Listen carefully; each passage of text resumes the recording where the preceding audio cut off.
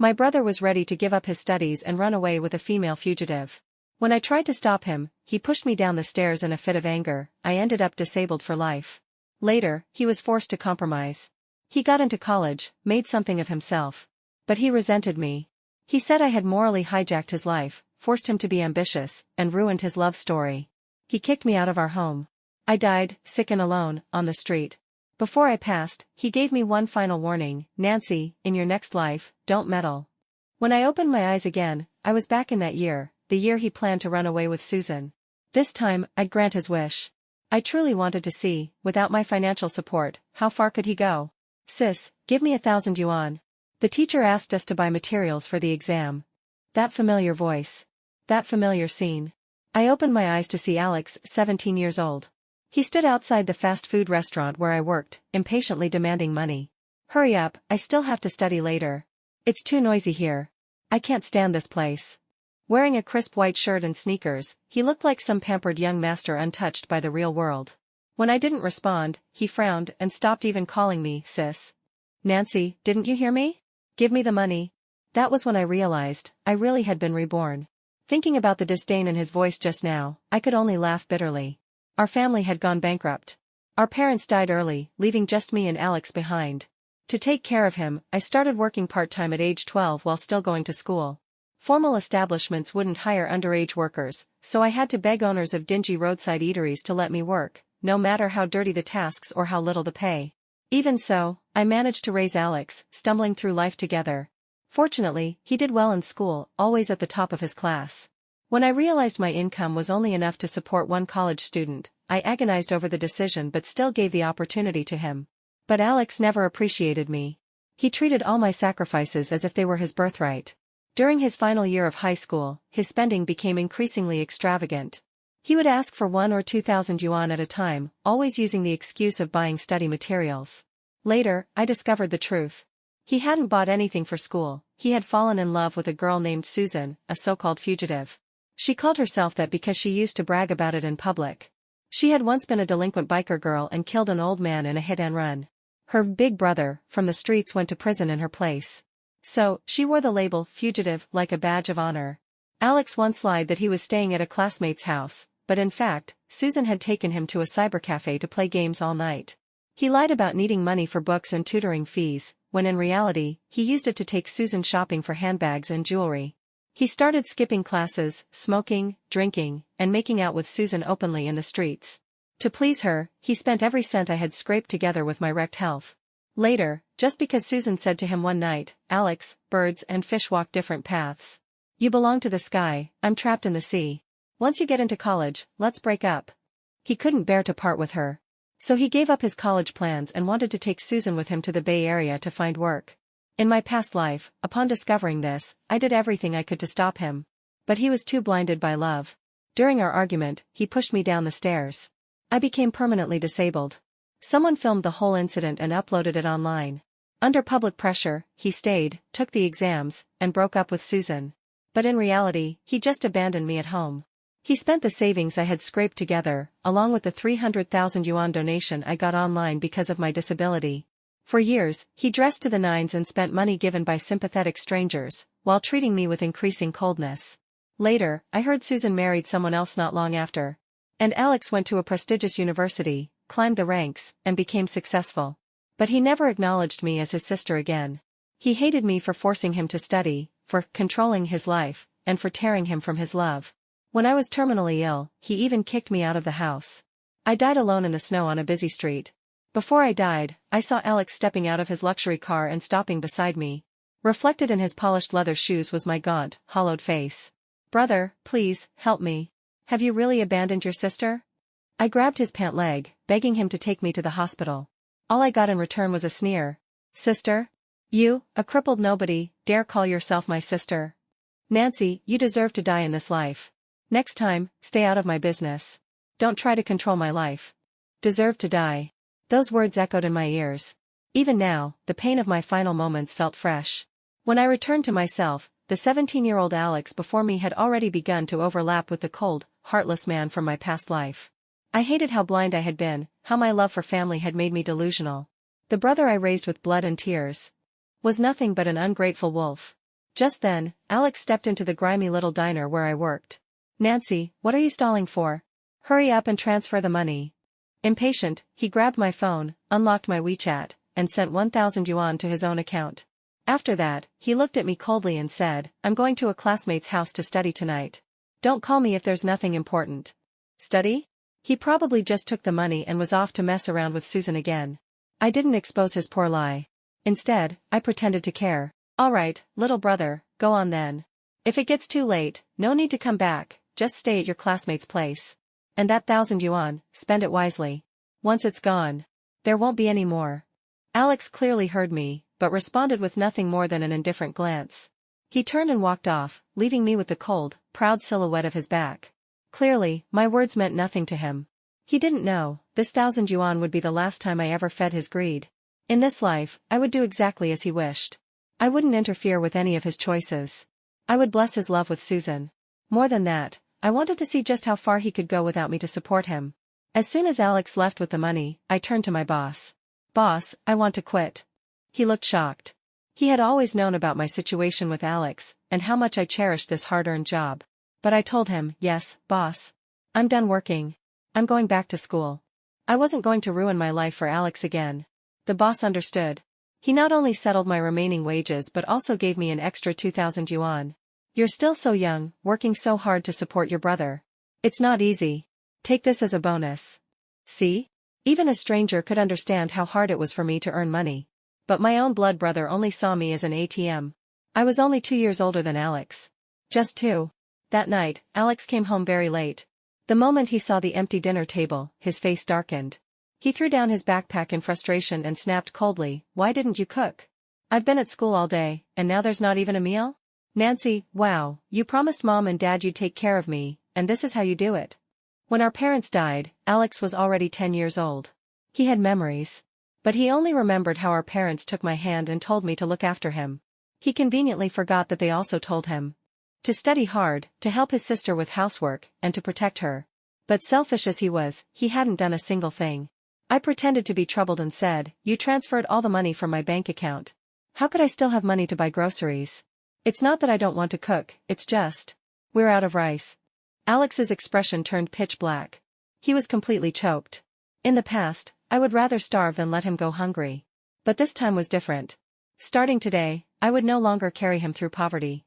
Alex froze for a few seconds, then quickly reacted. He muttered, "If you don't have money, can't you just borrow it?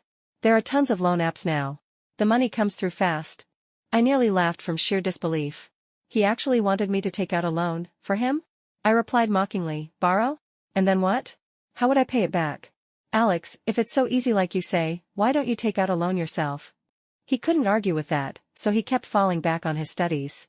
"But my schooling is the priority. I'm in my senior year now, I need proper nutrition.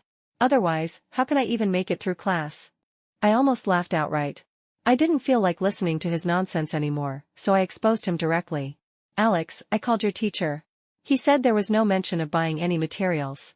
So tell me, what did you really do with the money?" At that, Alex exploded like a cat with its fur on end. Furious and embarrassed, he shouted, "You called my teacher? Nancy, what's your problem? I'm your brother. Don't you trust me? I said I needed it for study materials, so that's what it's for. You're not in school anymore, you don't get it.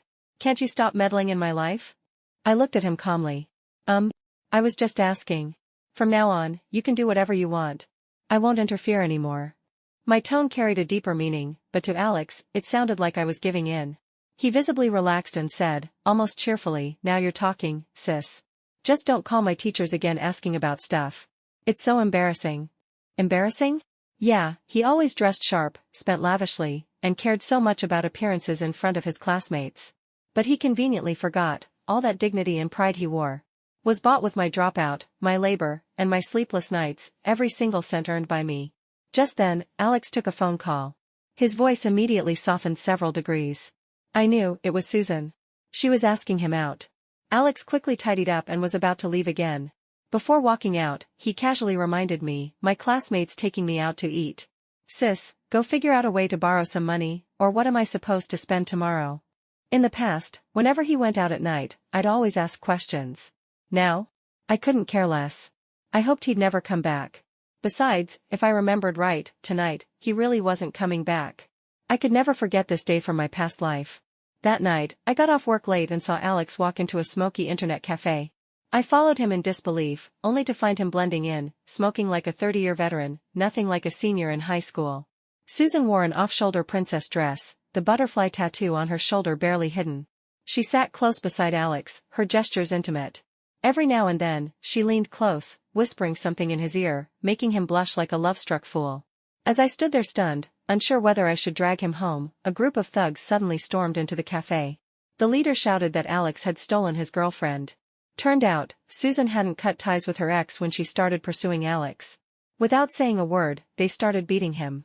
Sensing danger, I rushed forward and threw myself over Alex, using my body to shield him. Even in this new life, I still remembered the pain from that moment with terrifying clarity. The metal rods came down hard and merciless. The cafe descended into chaos, and everyone else fled in fear. From beginning to end, Susan did nothing but cry pitifully on the sidelines, repeating the same 2 lines over and over. "Stop it, please stop hitting him, if this keeps going, someone's going to die." That night, Alex was shielded by my body and walked away completely unharmed. But me? I was beaten until I coughed up blood. Every joint and bone in my body ached. External wounds, internal trauma, I ended up needing 11 stitches in the hospital. I was bedridden for an entire month before I could stand again. But now? Why should I care? Those punches and clubs that were meant for him, I took them all in the last life. This time, he could bear the consequences himself. Sure enough, near midnight, I received a call from the police. They said Alex got into a fight at an internet cafe and asked me to come pay the fine. I didn't go. Instead, I turned off my phone and had the best night's sleep I'd had in years, straight until noon. Only when my stomach growled did I open my eyes. That's when I realized, since the last life, after I became paralyzed, I had suffered Alex's cold indifference and constant physical agony. It had been so long since I'd slept this peacefully. I calmly turned my phone back on. It lit up with countless missed calls. First, I called Alex's teacher. The homeroom teacher asked with concern, "Alex's sister, he didn't come to school today. Did something happen?" In the past, I would have covered for him without hesitation, maintaining the illusion that he was a good student. But now? I couldn't be bothered. I sighed over the phone and put on a tone of helplessness. "Teacher, Alex got upset with me for calling you last night. He argued with me and stormed off. Then I got a call from the police saying he was involved in a fight and needed to be picked up. I'm so sorry for the trouble." After venting to the teacher, I finally hung up feeling oddly satisfied. By the time I arrived at the station, Alex was still in the temporary holding cell. The police didn't look too pleased when they saw me. They asked what kind of discipline I was giving this kid. That's when I found out that this time, things had taken a different turn from the last life. Halfway through the beating, Susan, for some reason, hadn't just stood by crying like before. Instead, she called in another group of people. What started as Alex being beaten alone quickly escalated into a full-on brawl between 2 gangs. The officer told me, thankfully, there were no serious injuries. "Just pay the 200 yuan fine today, but he'll still have to be held for 5 days. Come pick him up after that." I couldn't help but feel a little regret. Only 5 days? Still, I couldn't let him stay too long. After all, the real drama hadn't even started. I still needed him for the show. I requested Alex's phone from the police. Just like he knew my passcode, I knew his transfer PIN. Sure enough, of the 1,000 yuan he snatched yesterday, a bit over 300 remained. Just enough to cover the fine. In this life, he would carry his own burdens and pay for his own mistakes. But, as I left the station, I saw Susan. The people who'd fought last night were the ones she called. Yet, she had cleverly slipped away before the police showed up. Now she was standing outside the station again. Was she here for Alex? According to this timeline, she shouldn't even know me yet. But the moment we locked eyes, I realized something was off. She was here for me. Nancy. Sure enough, she called me by name. I raised my eyebrows in surprise and asked, pretending not to know her, "Who are you?" She stared at me, suspicion flickering in her gaze. Tilting her head, she asked, "Why didn't you come to the cafe last night to get Alex?" I asked back, "Was I supposed to?" Susan studied me a moment longer, then said nothing more. She picked up her bag and left. At that moment, I was certain. She had been reborn too. 5 days later, Alex was released from detention. I didn't go pick him up. He came home with Susan by his side. When they walked in, his face was black and blue, and even his collar was torn to shreds. Clearly, the fight at the internet cafe had been brutal. The moment Alex saw me, he frowned and began scolding me, completely ignoring that Susan was still standing right there. Sis, why did you use my money to pay the fine? And why didn't you come visit me? Why didn't you bail me out sooner? Do you know how embarrassing that was? I nearly laughed out loud at his absurd questions. But to keep up the act, I put on a serious expression and answered sincerely, Alex, did you forget? I already told you, I have no money. And even if I wanted to help you out, I don't have the connections. His expression shifted several times, but he eventually said nothing more. Instead, he gently pulled Susan's hand forward and introduced her to me. Sis, this is Susan. She's really great. If she hadn't taken a hit for me that night, my head might have been smashed in. I narrowed my eyes slightly and looked Susan up and down. This was only our second meeting in this life. In our past life, not long after she broke up with Alex, she married another man and had 3 kids. Later, when she found out Alex had become rich and powerful, she tried to reconnect with him. But she didn't come asking for love. She begged him to help her husband find a job. By then, Susan had been ground down by life, unrecognizable from the girl she used to be. When Alex saw her again, the goddess of his youth had turned into just another tired housewife, nothing left but regret. I figured she regretted it, too. If she'd just stuck it out for a few more years, she could have become a CEO's wife. Because I ruined their love, she'd lost her shot at a jackpot. But now, even if she acted calm and collected, I could still see the ambition in her eyes. This time, she was determined to marry into power. I smiled sweetly at Susan and said, haha, that's nice. Alex, since you like her, you'd better treat her well. Susan's face froze. She looked at me in surprise. Alex was stunned, too. Sis? What? Do I look like some old-fashioned stick in the mud? It's perfectly normal for young people to date. Thank you, sis. You're the best. How ironic. I dropped out of school to work for him, slaved day and night, and never once heard a word of thanks.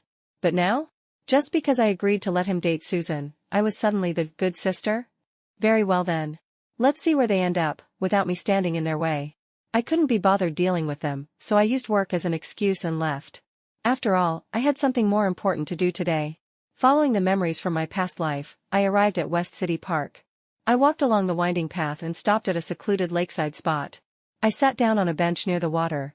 There was an elderly man fishing nearby. The sun was warm, and his back looked relaxed and peaceful. But I was on edge, alert and tense. Sure enough, it didn't take long before the old man clutched his chest, his face contorting in pain, and toppled straight into the lake. I rushed over just in time to grab him and pull him onto the ground. I called 120, then began administering CPR using the emergency first aid techniques I had been cramming over the past few days. Luckily, the hospital was nearby, and the ambulance arrived quickly. I accompanied him all the way to the hospital. Only after his family arrived did I finally feel relieved. I left my number with the doctor before heading out. I'm no saint. If I do a good deed, I want credit for it. If I don't leave my name, how will they find me? Sure enough, before evening even came, someone showed up at my door. She came in a luxury car. She introduced herself as the old man's daughter and came specifically to thank me. She said she was incredibly grateful that her father had encountered someone kind-hearted. Seeing how genuinely she spoke, I started to feel a bit guilty. After all, even though I saved him, it wasn't entirely selfless. I've always had a habit of following local news. I remembered clearly that in my last life, 5 days after I ended up in the hospital for taking the beating meant for Alex, a story broke across the city. The wealthiest man in town had died of a sudden heart attack while fishing at this very park. By the time anyone found him, he had already drowned in the deep lake. So in this life, during the 5 days Alex was in detention, I focused on learning everything I could about emergency first aid. And it paid off. Nancy, the woman said, my father is alive today because of you. Please, if there's anything you need, don't hesitate to ask. She got straight to the point. I nodded and replied honestly, I'm sure you've already looked into our family's background. As you've seen, we don't have much. If possible, I'd like to ask you to help me hire a private tutor, someone who can help me review for the college entrance exams. It won't be long, just 6 months. She was stunned for a moment. Then she asked, double-checking with me, just a tutor? You don't need any financial assistance? I nodded again. Yes. I just want to retake the exam and get into university. She agreed. But before leaving, she firmly handed me a bank card. Please keep this. If you refuse this card, I won't be able to help you find a tutor. I can tell you're serious about studying. But please, accept this as our gratitude. Since she insisted, I didn't refuse. After all, I truly needed the money right now. The only issue. The card was too conspicuous. I was worried it might attract the eyes of a certain thief in the house. When Alex came home again, he kicked the door open with full force. Nancy. What did you say to my teacher? Why does everyone at school now know I got into a fight? How do you expect me to face them now? You have to go to school tomorrow and explain everything. Tell them you lied, that I never fought, never went to the police station. Otherwise. I gave him a meaningful look and asked calmly, otherwise, what? Otherwise, I won't go to school anymore. He stared at me defiantly, confident I would cave. But to his surprise, I nodded and agreed without hesitation. All right, don't go. We'll go handle your withdrawal tomorrow. You're old enough now, time to start working, make your own money, and support yourself. Alex's smug smile instantly froze. He stared at me, stunned and disbelieving. He never imagined I'd actually go along with his threat. In his mind, all he had to do was say he'd quit school, and I would bow to his wishes every time. Snapping back to reality, he asked in shock, wait, what did you just say, sis? I rubbed my ear, pretending I hadn't heard him clearly. Didn't you hear me? I said if you don't want to study, then don't. But don't even think about making me lie for you. Sis, that's not what I meant. Alex stammered, mouth half open. Then he suddenly noticed the bank card sitting on the table. Without a second thought, he snatched it up, his tone instantly shifting into fake warmth. Sis? I heard you saved a rich guy. And he gave you money? How much did he give you? Enough for me to use? As he spoke, he tucked the card right into his pocket. Not even considering leaving anything for me. I watched him coldly, unable to stop the bitter laugh bubbling in my chest. I said flatly, there's 20,000 yuan on that card. The moment he heard the amount, he frowned. Why didn't you ask for more? He's a rich guy, right? Money means nothing to people like him. You should have just asked for a house and a car. That way, I could commute to school in comfort. Now what can I even do with just 20 grand? I nearly laughed in disbelief. His appetite was bottomless. Lowering my eyes, I pretended to panic. Alex, give the card back. You're just a student, what do you need that much money for? His face darkened, and his eyes filled with disdain. Sis, let go. Just let me have it. Call it a loan if that makes you feel better. You said you support me dating Susan, right? Well, dating takes money, you don't mind, do you? Of course I refused. I grabbed at him, trying to take the card back. Alex suddenly shoved me to the ground with surprising force, snarling, Susan told me, you never actually wanted us to be together. I didn't believe her. But now I see it. Were you planning to pocket the money while I was gone? I stared up at him coldly, but he had no intention of stopping. He kept going, do you know what people say about me? That I have a dishwashing sister. If you had just listened to Uncle and worked at a KTV instead, would I be laughed at like this? Nancy, do you really think you've lived up to what Mom and Dad asked before they died? Even after all I'd seen in my past life, his cruelty, his ungratefulness, hearing those words still ignited a fury in me. To Alex, I wasn't a sister. I was just his unpaid nanny. But truth is, I owed him nothing. I stood up and slowly advanced toward him. Alex, I'm only 2 years older than you. In this world, every person is an independent individual. I have no obligation to take care of you. And don't tell me you don't know, when people say, KTV waitress, what they really mean is a hostess who pours drinks and entertains drunk men. So, as long as you get to spend money, my dignity as your sister doesn't matter to you at all, does it? I enunciated every word clearly. Alex subconsciously took a few steps back, lowering his head with guilt. And no, that's not what I meant, sis. He stuttered, but I caught the flicker of resentment in his eyes. I saw it, but pretended not to. Instead, I lightly patted his shoulder. Alex, you're growing up. I can't keep controlling you. Take the money. I won't interfere with how you use it. But remember, everyone is responsible for the consequences of their own actions. Alex didn't care much about anything I said after that. The moment he heard I was giving him the money, his face immediately relaxed.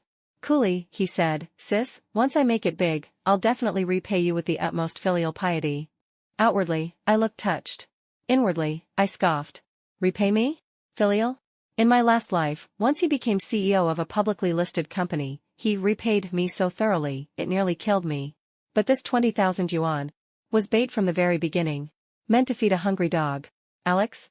He was just a puppy. The real mongrel hadn't even shown up yet. Right on cue, a gruff, careless male voice came from outside the door. Well, look at that, everyone's home. Perfect. The real dog had arrived. Alex turned toward the door and stiffened. Uncle? What are you doing here? This uncle of ours was a known gambling addict. He never came to visit unless he wanted something. If he was here today, there was only one reason. Dogs always follow the scent of money. Uncle pretended to greet us warmly with some fake concern. Alex responded perfunctorily. I didn't even bother. Seeing my indifference, he immediately adopted a tone of displeased authority. Nancy, what's with the attitude? Can't even greet your uncle properly? In the last life, after I refused to work at a KTV like he wanted, he had held a grudge against me. He constantly stirred up trouble between me and Alex. Even after I was crippled, it was him who repeatedly urged Alex to just get rid of her. Ahem. I heard you saved some old man recently, wasn't he the city's richest man? Gave you quite a sum, didn't he? His eyes gleamed as he spoke, greed written all over his face. I glanced at Alex. He shook his head subtly and clutched his pocket tightly. Trying to tell me not to say anything? Dream on. Alex had no idea how fast our uncle had shown up. Of course he didn't, because I was the one who leaked the news. Yes, uncle. He gave us 20,000 as a thank you. The cards with Alex.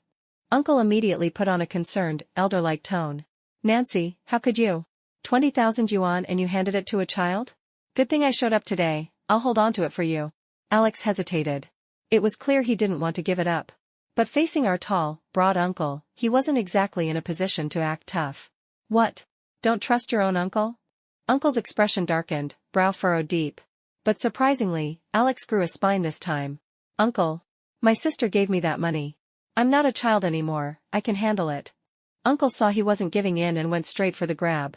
Back and forth, the two actually got into a scuffle. Nephew versus uncle. A dogfight. I stood calmly at the side, watching the show unfold. When the brawl reached its peak, I raised my voice and deliberately shouted, Alex. How could you raise your hand against your uncle? He just wanted some money, why not just give it to him? By now, the commotion had drawn a crowd to the door. Voices whispered among the onlookers. Oh wow, I thought Alex was such a decent kid, now he's beating up his own uncle. Didn't he just get in a fight over some girl last week? I saw it with my own eyes.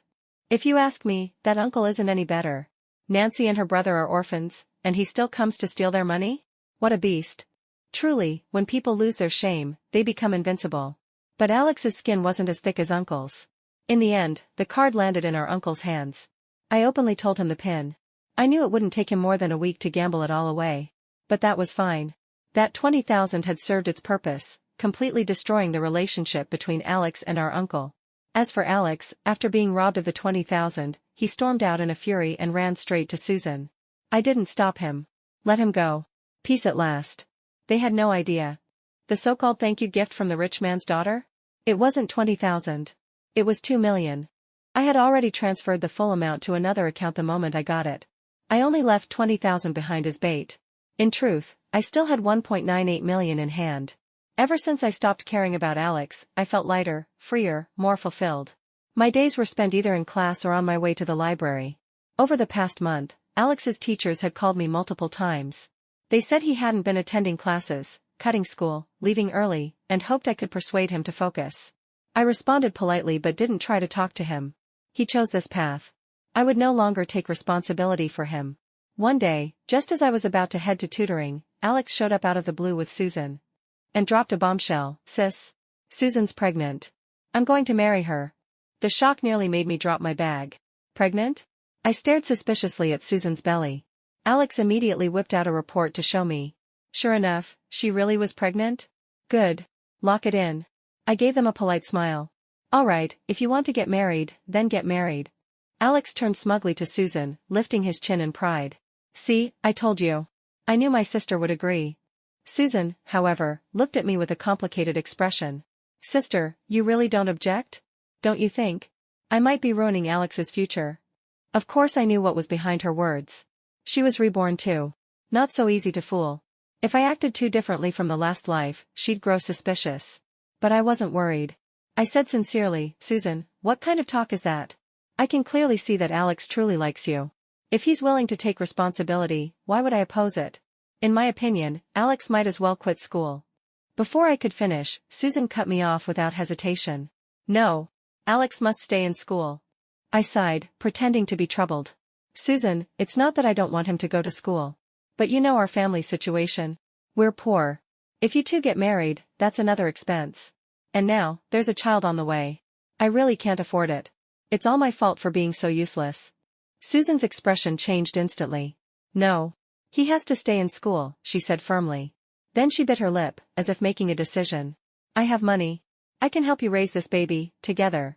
I was momentarily speechless. Oh, so now you want to drag me into this mess too? It was clear. I needed to get away from this cursed pair as soon as possible. Later, I don't know what Alex said to convince her family, but somehow they actually agreed to the marriage. There wasn't even a wedding banquet. Susan just moved into our house without ceremony. On the very first day she moved in, I found an excuse to take a live-in job with food and lodging. And disappeared. If not now, then when? With her memories from the past life, Susan was certain that Alex would one day become a successful CEO. She spent every day dreaming of becoming a CEO's wife. Even though Alex dropped out of school and spent his days eating, drinking, and playing around, she dutifully served him like a queen serving her king. Until one day, the school sent a notice. Alex was being expelled. Only then did Susan panic and come running to me. But I had long anticipated this moment. When she arrived, I simply gave her a cold smile. He's being expelled? What am I supposed to do about it? I'm just a lowly dishwasher. Should I hang myself at the school gates? Susan burst into tears, begging me, sis. Only you can control Alex. You don't know what he's been like lately, he's addicted to alcohol. He drinks day and night with those thugs. I begged him to go back to school and he hit me. Sis, you can't just watch him throw his life away. He's supposed to. She paused. Then couldn't hold it in any longer and finally said what was on her mind. Alex is supposed to become a CEO one day. I let out a scornful laugh. A CEO? Him? Under Susan's tearful pleading, I reluctantly returned home. Sure enough, Alex was passed out drunk on the bed. Just a month ago, he was still the aloof, handsome academic star of his senior year. Now, he looked like a third-rate punk. He had pierced 7 or 8 holes in his ears, hung with clinking metal rings, and reeked of smoke and booze even from across the room. As Susan waited expectantly for me to intervene, I suddenly turned and slapped her hard across the face. This is how you've been taking care of him? You're the one who made him like this. Susan stared at me in disbelief, covering her cheek and shaking her head desperately. No, that's not true. I've always treated him well. I believe he'll get into T University. He'll become a CEO. I sneered. Like this? A CEO? Susan, look clearly, you ruined my brother. Go outside. Listen to what people are saying about him. Our yelling woke Alex up. He was surprised to see me there. I told him calmly. Susan came crying to me. Brother, you're married now. It's no longer my place to discipline you. Your woman is your responsibility. Susan stared at me, stunned. Moments later, Alex dragged her into the room, face dark and full of anger. Before long, her cries of pleading echoed from behind the door. But I didn't have time to waste on them. After all, I had a college entrance exam to prepare for. Originally, my plan was to take a year of prep classes before attempting the exam. But, as luck would have it, money opened a faster path. The old man I saved insisted on thanking me again and pulled a few strings to get me re-registered in school. Just like that, I didn't need to take a gap year. Though I didn't take the college exam in my last life, being stuck at home with a disability gave me nothing but time. So I spent years poring over every past exam paper. In those years of near captivity under Alex's roof, I completed every past paper multiple times. In this life, with top-tier tutors helping me, my academic performance had skyrocketed. So even if I took the test this year, I wasn't afraid. But somehow, I don't know what Susan did, the school eventually relented and decided not to expel Alex, allowing him to take the exam as well. Susan was overjoyed. She boasted to everyone that her husband would definitely get into T University.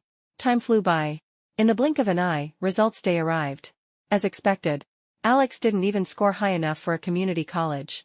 Meanwhile, I anxiously typed in my exam number at an internet cafe. When the results popped up, 698. The regret I carried from my past life was finally redeemed in that moment. But for every joy, there is disappointment. Susan refused to believe her so-called golden stock had failed to even qualify for a basic college. She confronted Alex, demanding what he had been doing. Alex, embarrassed and furious, slapped her hard across the floor. That blow caused her to miscarry. So much for true love, huh? Under the weight of real life, even their grand romance didn't amount to much. I went to visit her in the hospital. The moment she saw me, she went completely hysterical. No, this isn't right. This isn't how it was supposed to be. It's you. You stole the future that belonged to Alex. You're reborn too, aren't you? Why? Alex is your brother. I stared at her calmly, unfazed by her breakdown. So what if he's my brother? You think Alex rose to success in our last life all on his own? Without me, the selfless sister slaving away for him, he would have been nothing. Susan collapsed on the hospital bed, completely defeated. Looking at her dazed, empty expression, I felt nothing but satisfaction. Just as I walked out of her room, the beeping of the life support monitor suddenly filled the hallway. Moments later, a group of doctors rushed into the room in panic. What happened after that was no longer my concern. The next time I saw Alex, he was in a KTV bar. Men and women were clinging to one another, chaos and debauchery everywhere. Alex was dancing wildly, completely unhinged. It was obvious, his mental state was far from normal. On their table, I spotted little red pills. I didn't go in. But I did make one kind gesture. I called the police. They arrived quickly and took everyone away. When Alex spotted me standing in the distance, he actually tried to call out to me for help. I silently mouthed the words to him, "I'm the one who called them." He lunged toward me in rage, but the police mistook it as an attempt to resist arrest and struck him down with an electric baton. After the results were released, news of my acceptance into Ivy University quickly spread. The old billionaire grandfather personally invited me over and held a celebratory banquet in my honor. Thinking back now, I had only saved his life with a purpose in mind. But he truly treated me with sincerity and care. Even a stranger could do that. And Alex? I gave him everything, my heart, my strength, my future. And what did I get in return? Death on the street. And the words, "You deserved it." I had thought Alex only got involved with drugs under someone's influence. I never expected, he was actually the organizer. He was sentenced to 20 years.